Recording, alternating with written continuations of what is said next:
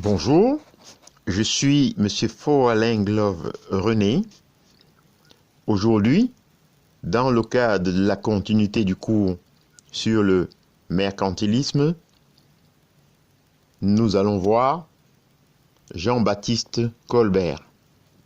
En effet, Jean-Baptiste Colbert, dit le Grand Colbert, né le 29 août 1619 à Reims, et mort le 6 septembre 1683 à Paris, est un homme d'État français.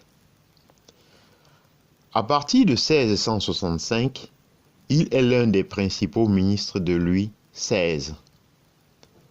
En tant que contrôleur général des finances, 1665-1683, secrétaire d'État de la maison du roi et secrétaire d'État à la marine, 1669-1683. Jean-Baptiste Colbert, contrôleur général des finances du roi français Louis XVI, autrement dit ministre des Finances, Jean-Baptiste Colbert avait une idée fixe: remplir les caisses du royaume. Sa recette, l'intervention sans complexe de l'État dans l'économie. L'État se doit d'impulser, stimuler, prévoir, organiser. Pour favoriser le développement économique du pays, il crée ou se fait le promoteur des manufactures royales. Celles-ci bénéficient d'un privilège royal, leur assurant un quasi-monopole dans leur secteur pendant un certain temps.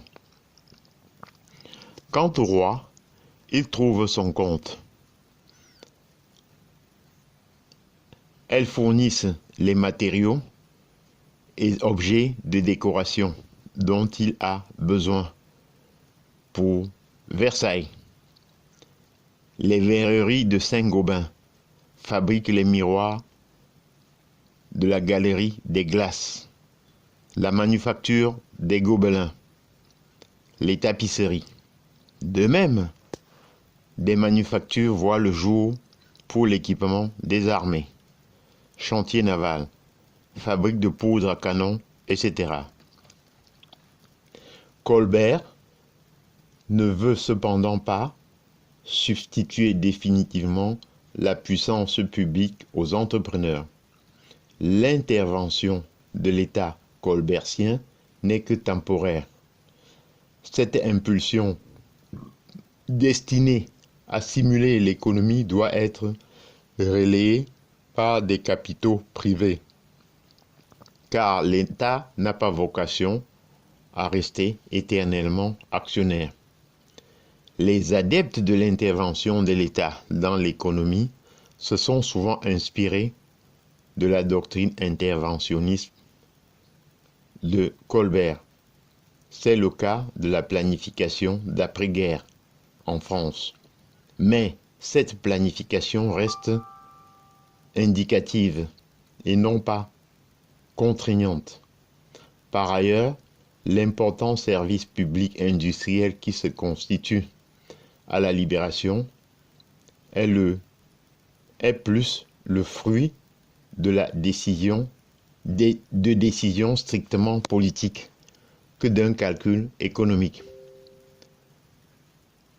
Ainsi, Charbonnage de France est créé pour sanctionner l'attitude pendant la guerre des compagnies minières. Néanmoins, cette entreprise devient, avec la nouvelle EDF, le fer de lance de la politique énergétique française.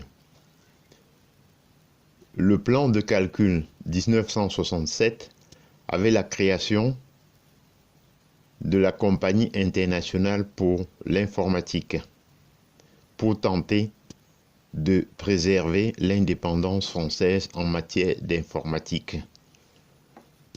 La création en 1961 du Centre national d'études spatiales pour engager la France dans la conquête de l'espace. J'en ai terminé et je vous en remercie.